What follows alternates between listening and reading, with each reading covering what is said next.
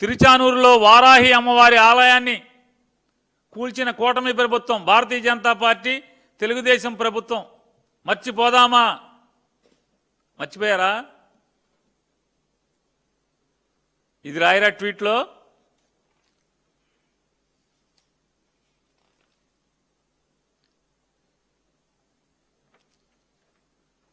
ఈ తిరుచానూరులో వారాహి అమ్మవారిని ధ్వంసం చేసినటువంటి ముద్దాయిని మరిచిపోదామా? మర్చిపోయారా? నేను మర్చిపోదాం వద్దా?